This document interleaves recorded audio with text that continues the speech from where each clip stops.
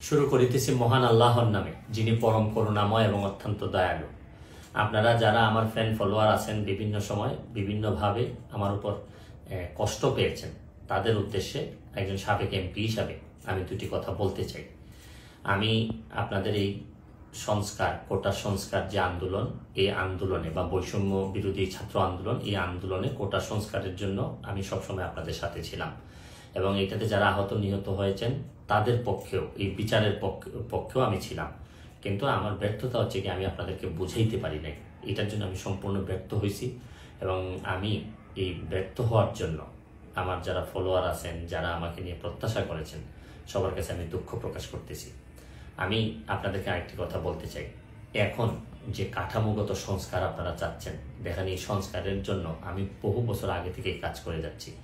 আপনারা দেখেন এই দুর্নীতির বিরুদ্ধে যুদ্ধ গত 15 বছরে আপনারা যে 2-3 জন মানুষ দুর্নীতির বিরুদ্ধে সোচ্চার ছিলেন, এর মধ্যে হয়তো আমাকে একজন আপনারা পাবেন।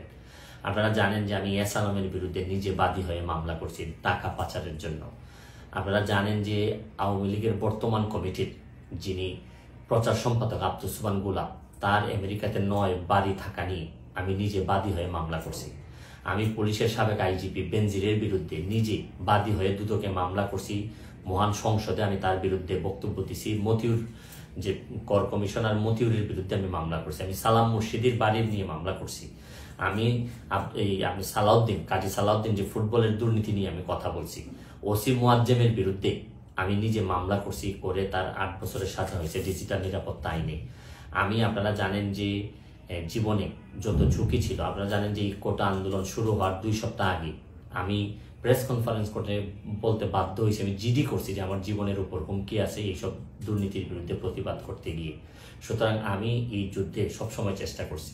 এখন আপনারা যারা যে যুদ্ধ শুরু করছেন, ছাত্র জনতার নেতৃত্বে যে যুদ্ধ, এই যুদ্ধে আমি মনে করি যে দুর্নীতির বিরুদ্ধে যুদ্ধ, এই যুদ্ধে আমি আপনাদের সবসময় আমি আপনাদেরকে দোয়া করি যে আমি যতদিন আসি চেষ্টা করে যাব দুর্নীতির বিরুদ্ধে এই যে যুদ্ধ, এই যুদ্ধে সবসময় শরীর থাকার আমার জায়গা থেকে আমি চেষ্টা করব। এই বলে আজকের মতো বিদায় নিচ্ছি। ভালো থাকুক আমার বাংলাদেশ, ভালো থাকুন সবাই। ধন্যবাদ।